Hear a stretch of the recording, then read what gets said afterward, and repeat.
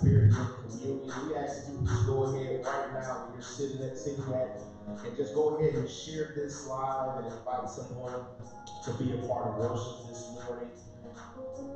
The Bible says in Psalms 13, long enough, God, you've ignored me long enough.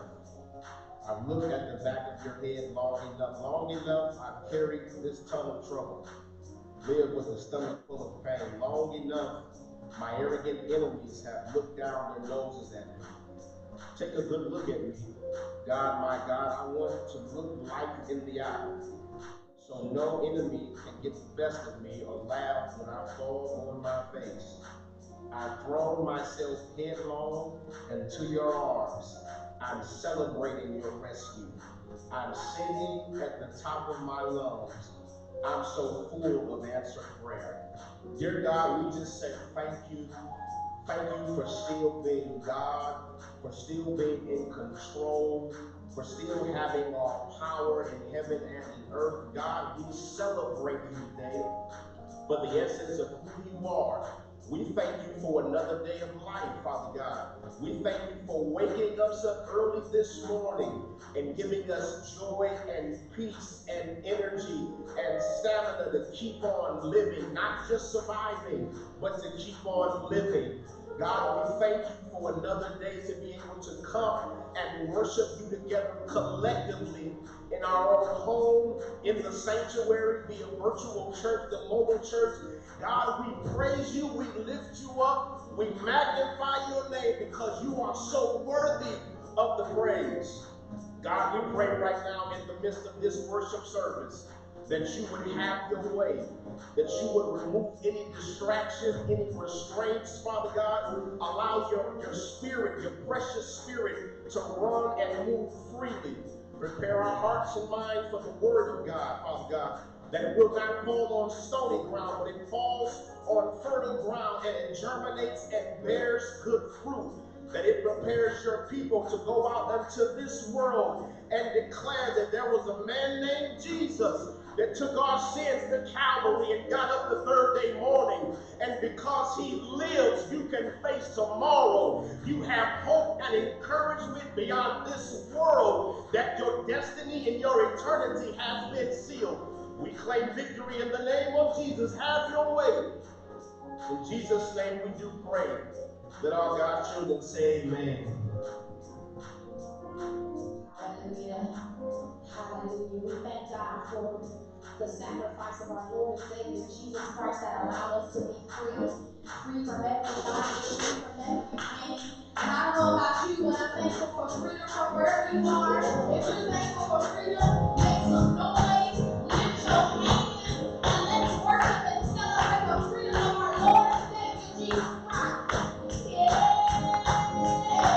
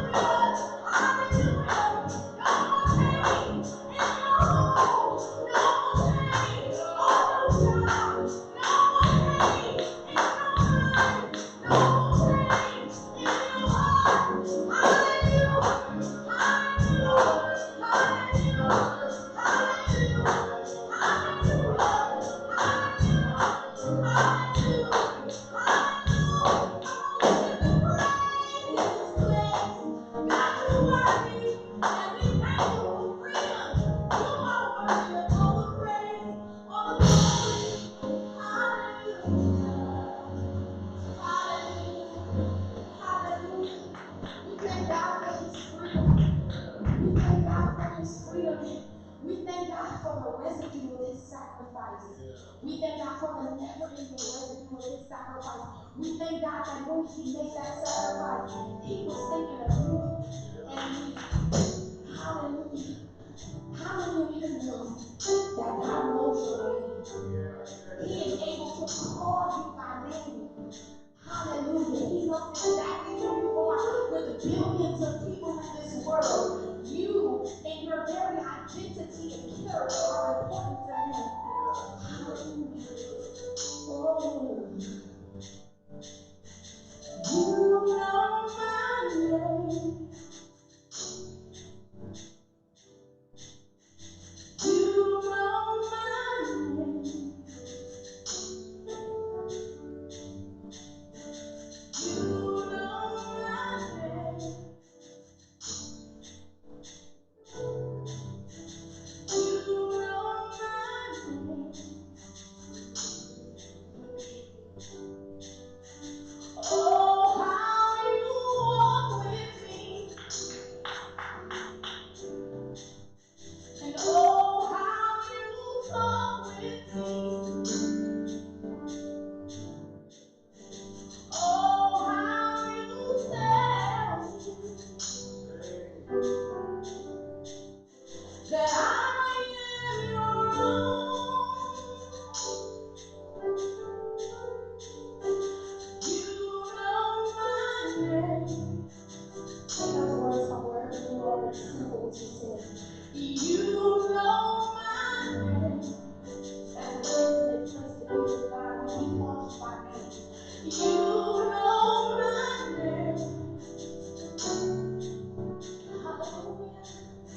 You know my name.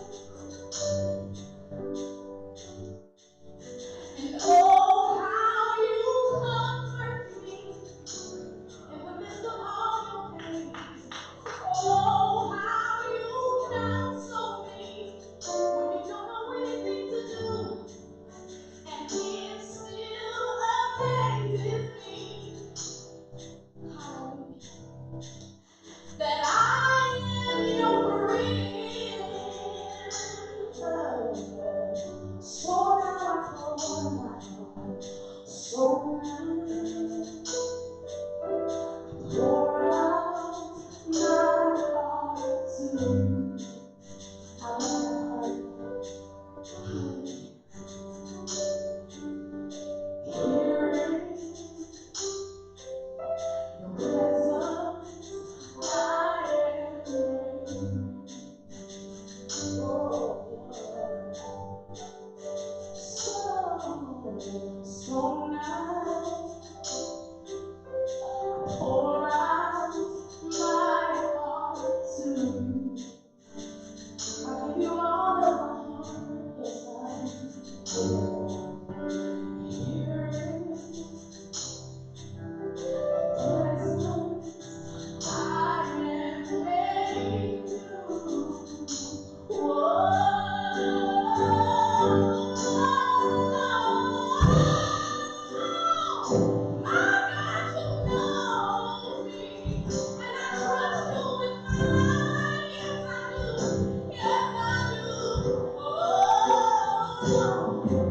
No fire can burn me, no battle can turn me, no mountain can stop me, 'cause you hold my hand and I'm walking in the victory. The power is within me, no fire can defeat me, 'cause you hold my hand and no battle that can turn me, no giant can destroy me, no mountain can stop me, 'cause you hold my hand and I'm walking in the victory. 'Cause your power is within me, no giant can defeat me, 'cause you hold my hand and no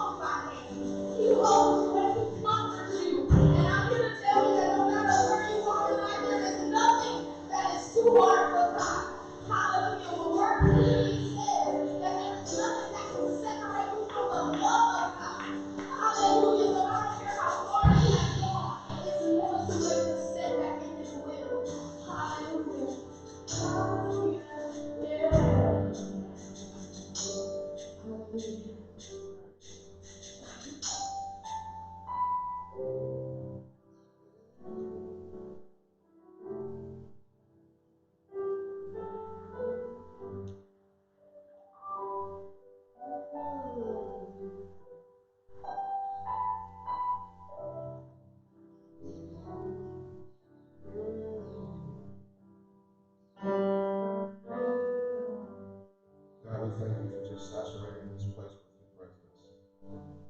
Pray, God, that your will be done and the purpose be fulfilled. Take my mind and hold it steady. Keep my heart and the hollow of your hand. That your people may be edified and you alone be glorified. In Jesus' name we pray. Let all God's children say amen. Amen. Amen. Holy Spirit today calls our attention to Genesis chapter 8. Just want to lift a few verses in your hearing. Genesis chapter 8. Let's look at verse 13, which we will build our thought today. The Bible says, it came to pass in the 601st year, the first month, the first day of the month, waters were dried up off the earth. Noah removed the covering of the ark. Look, and behold, the face of the ground. In the second month, on the 7th and 20th day of the month, was the earth dry.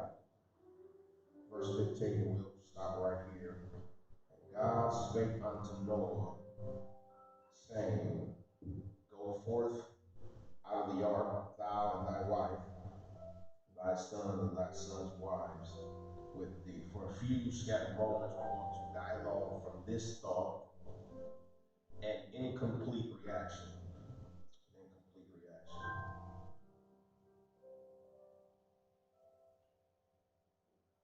Last week, we shared a sermonic presentation influenced by the Holy Spirit and the unjust murder of George Floyd. Homicide that transpired at the hands of 4 Minneapolis citizens posing as individuals who swore to protect and serve. Derek Chauvin, Thomas Lane, J. Alexander Carr, 2-time. It is reported that George Floyd's life was taken prematurely as a result of a staff member from Cup Foods convenience store calling the police because they suspected Floyd knowingly used a fake $20 bill to make a purchase. The nation watched this modern-day lynching and heard 46-year-old Houston, Texas native handcuffed, laying face down with one restraining his legs, one kneeling on his back, and the other with his knee pinned on his neck, call for his mother, cry those pain-wrenched words, I can't breathe. Cry that has been expressed and ringing in the balance of white America for hundreds of years. Cry that has gotten louder and louder, more aggressive in every generation. Cry we have heard and continue to hear when a black person is a qualified candidate for a position, but is overlooked because of the dosage of melanin in their skin.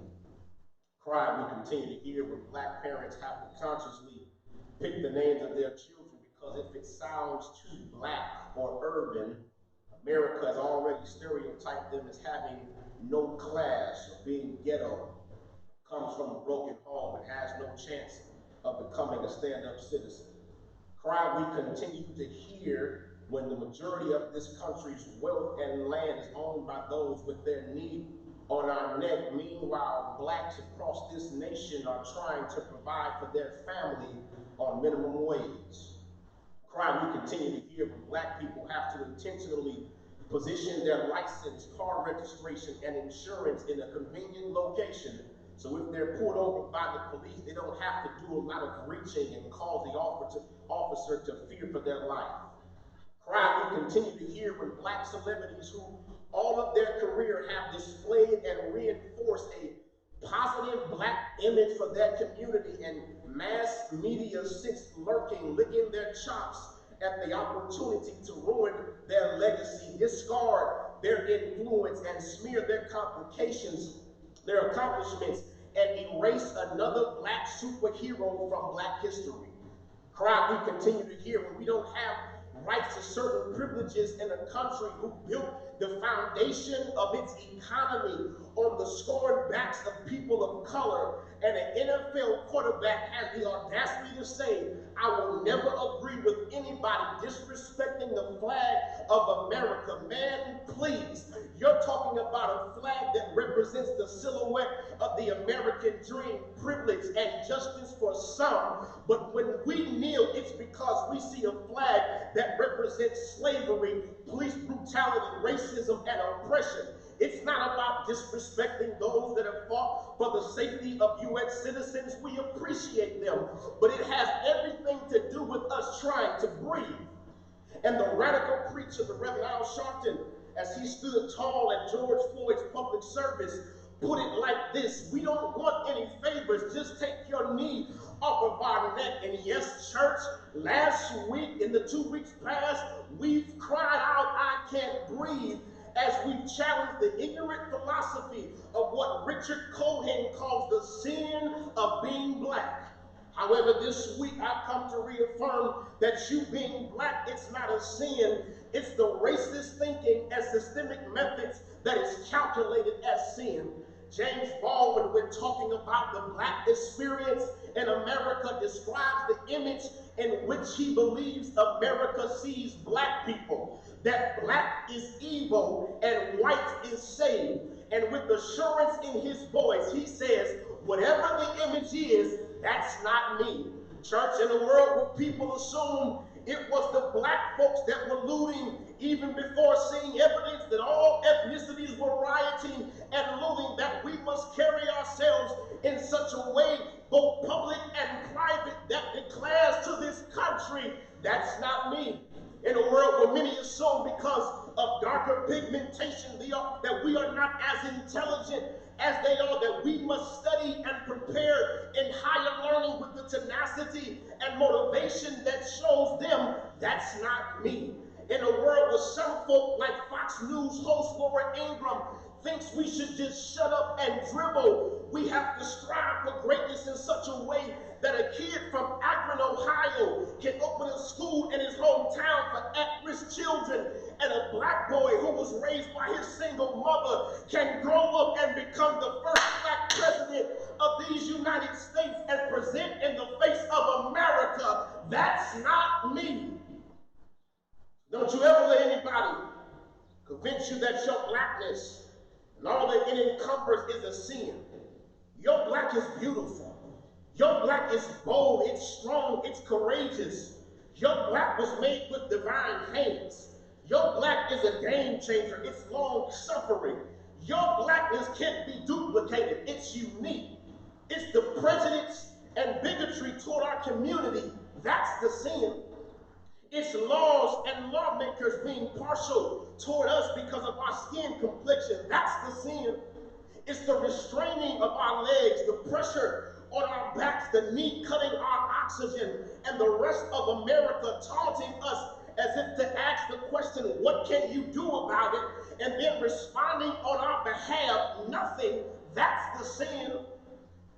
Just like God caused destruction, flooded the land in Genesis because he grieved over the disease of sin. These past 2 weeks, we flooded the streets of this country and even some other parts of the world with protests, marching, raising our unified voice because we won't tolerate this sin any longer. And I know right now, seems like the promised land is in sight. When you see D.C. Mayor Muriel E. Bowser rename a street that leads to the White House Black Lives Matter Plaza, I know it looks as if we've made some progression when you see U.S. Marine Corps order the Confederate flag banned, including bumper stickers, mugs, and t-shirts. I know it seems as we've made some progression when we see the state of Ohio pushing to declare racism a public health crisis, or when Minneapolis Police Department bans chokeholds and neck restraints by police.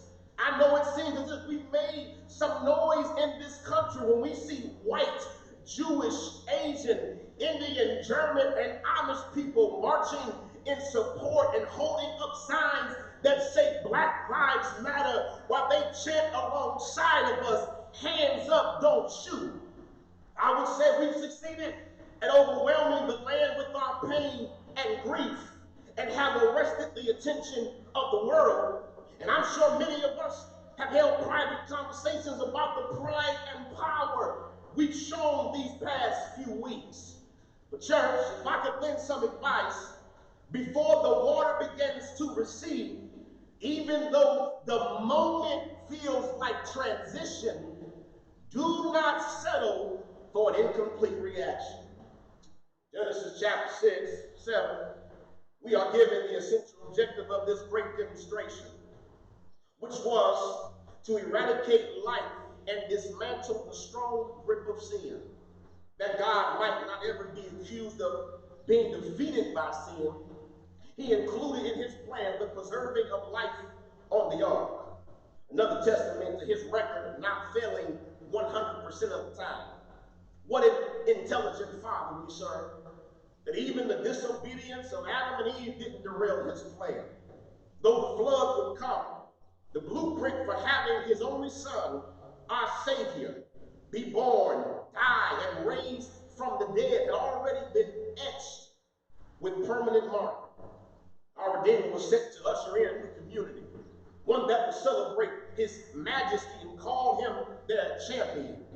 His plan, the celestial captain instructs Noah outside of his family, take 2 of each living creature, male and female, into the ship. With this, he provided a remnant of survivors to secure a new generation. Chapter 8 then climaxes the Lord's operation. Purpose had been accomplished, but Noah and those aboard the ark still needed a rescue plan. Verse 1 says, and God remembered Noah and every living thing. Nature, obeying its commanding officer, begins to work as a team, using the strength of the wind to withdraw the water. After months passed, the ark found rest on the mountains of Ararat. Noah releases a raven and a dove to check on the status of the new situation. The dove, after several attempts, doesn't return, and Noah looks out and discovers dry ground. Here it is, verse 15.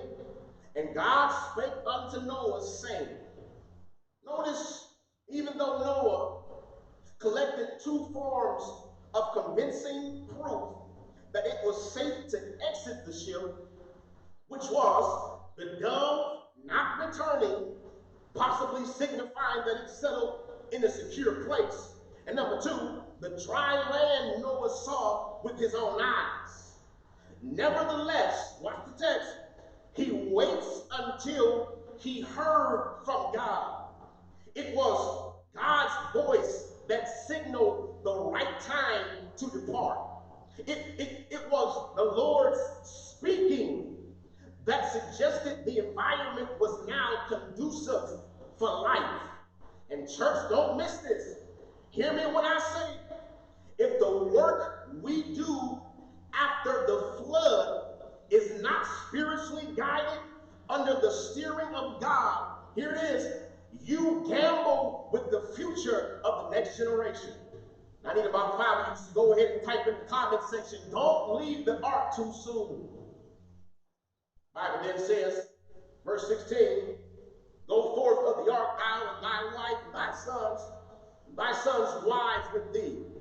Bring forth with thee every living thing that is with thee, all of all flesh, both of fowl and of cattle, and every creeping thing that creepeth upon the earth.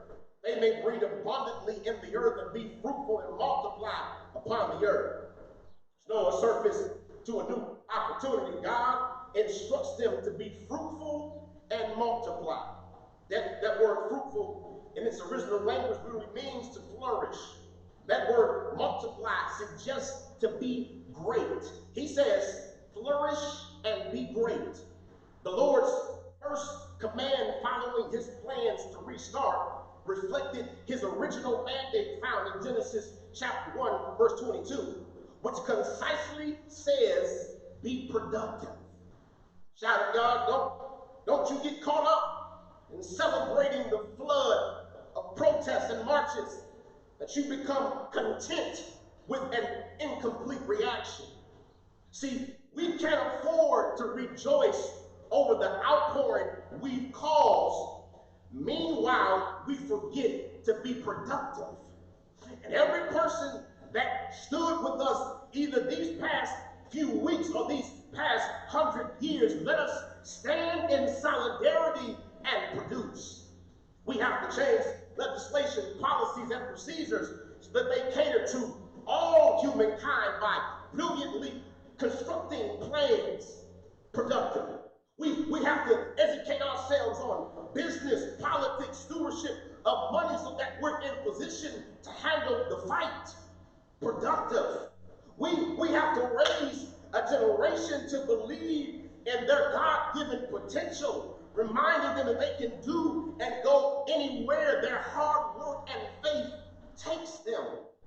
Productive. We have to show up at the voting polls, not just for the primary elections, but for the midterm and general as well.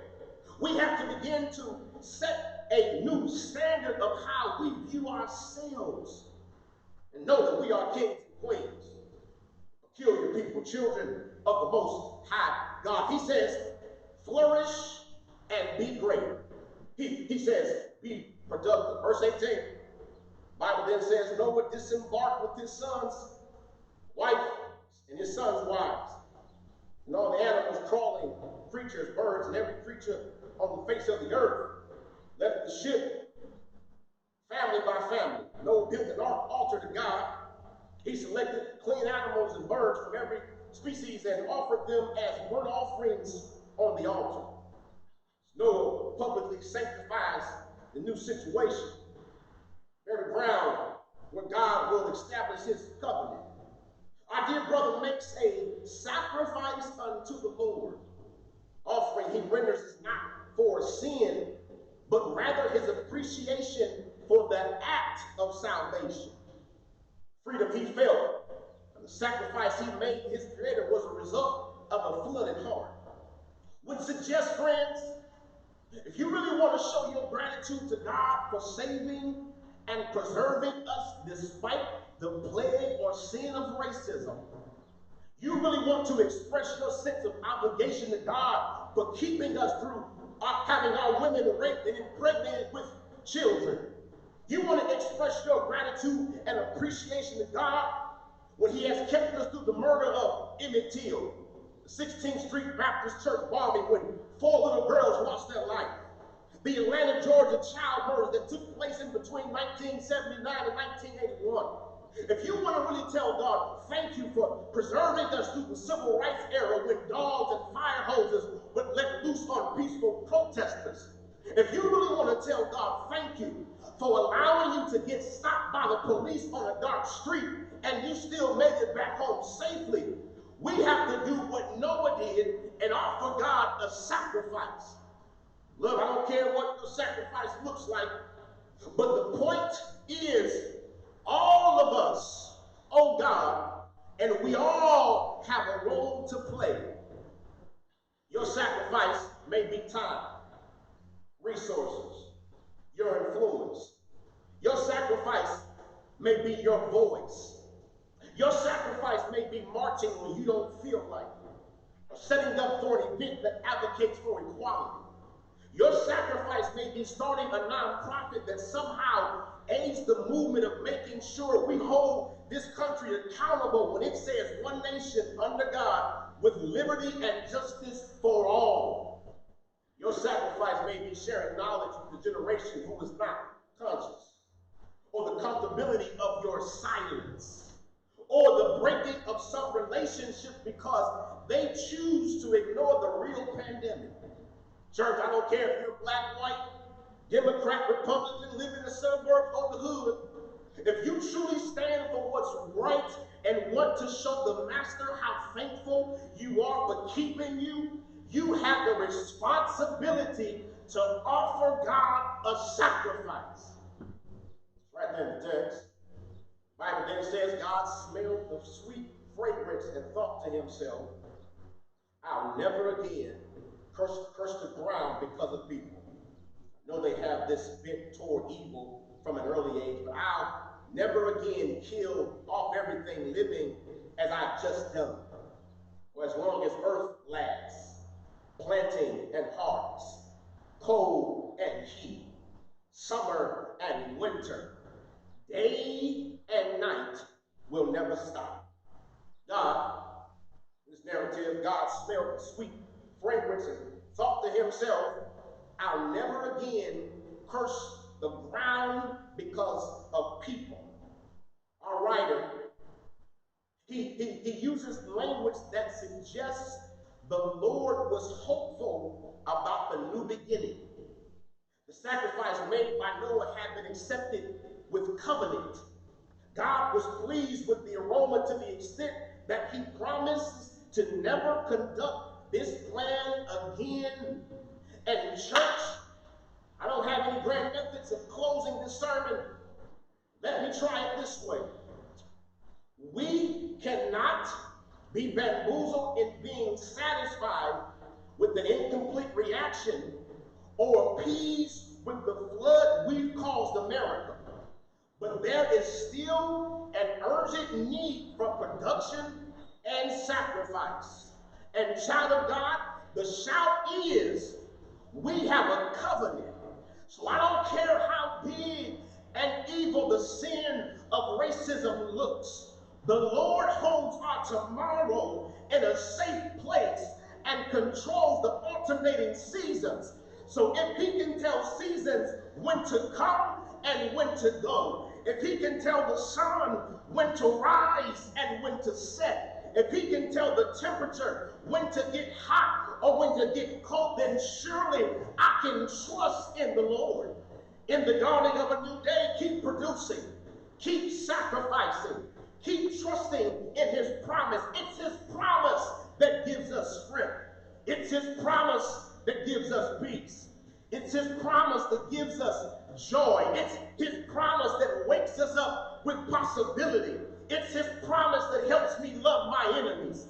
It's his promise that gives me the stamina to keep on fighting for a better day. It's his promise that 2 weeks after another publicized murder of an innocent black man, that still puts melody in my voice and causes me to sing in spite of. I will trust in the Lord with all my heart.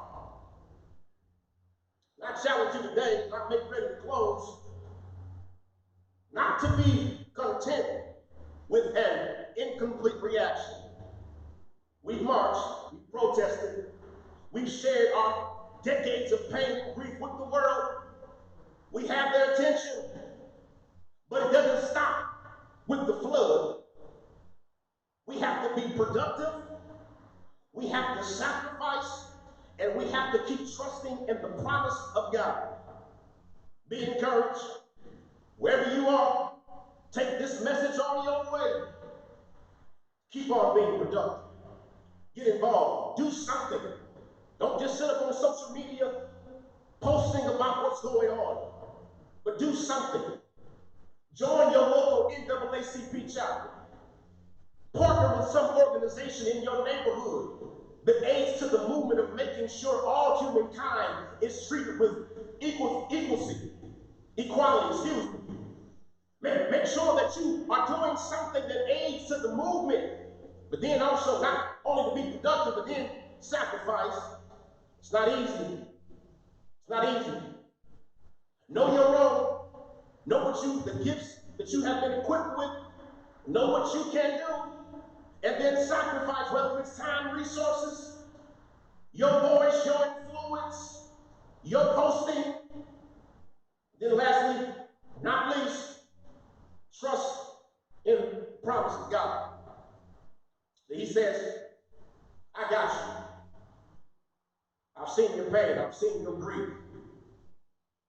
I've been the one that has continued to, every time you feel as if you've been knocked down, it's been me that has continued to give you the strength to keep on marching, keep on raising your voice, to keep on providing for you, despite how arduous it is.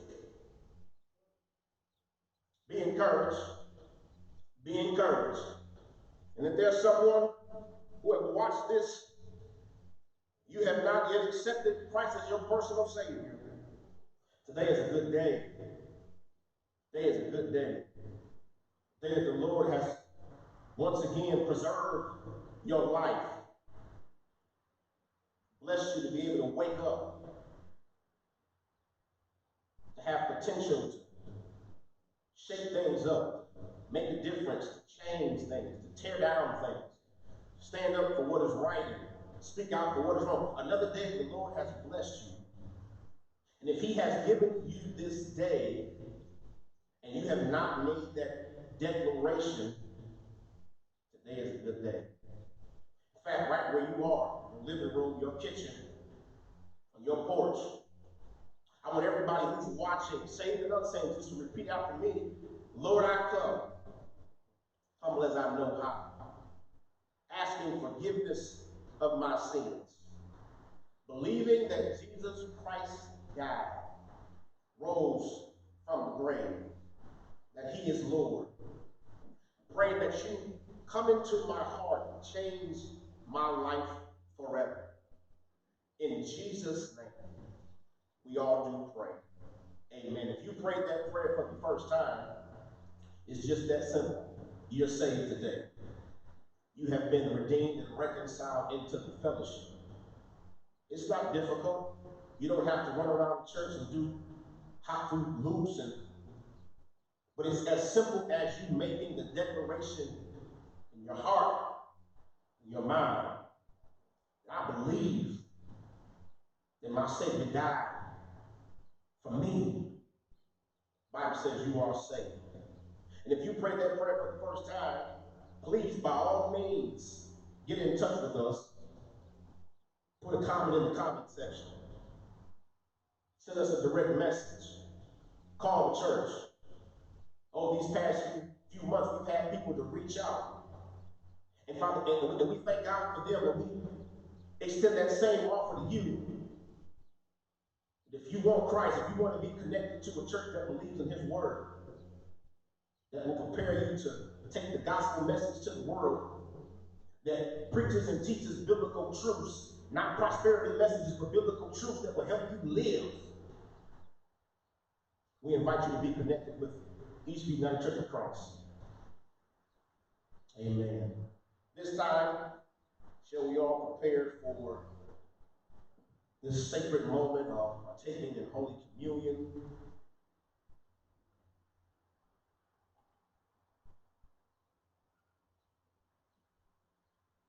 Today we have set aside in the Christian faith to remember that awesome sacrifice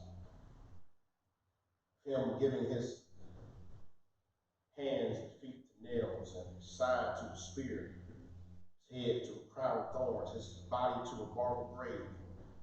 He picked up His life a few days later as if nothing ever happened.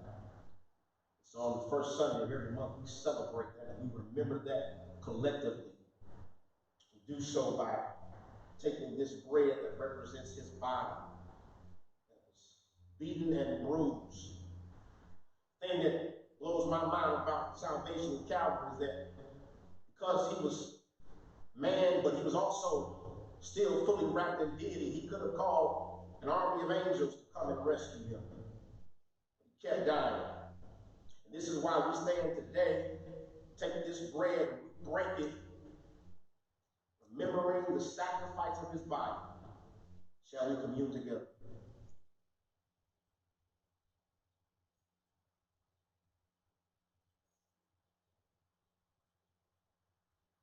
Amen.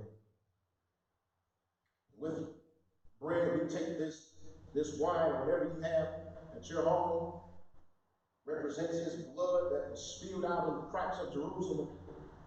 On our behalf, we take this, we bless it, we thank God for it, Him making that perfect sacrifice, the one that knew no sin.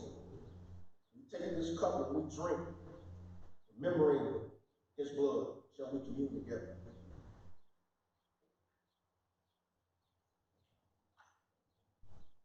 Amen, amen. Right where you are, just go ahead and give God a hand clap of praise for Calvary, for salvation, and for the word He has given us this morning. We pray that you were blessed, that you felt the Holy Spirit come through virtually this Sunday morning. We thank God for the worship that was extended and all those who have participated.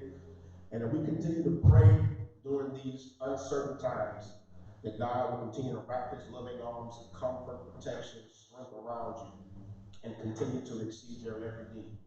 We thank you for tuning in. God bless you. We are praying for you. As I've been saying this entire year almost,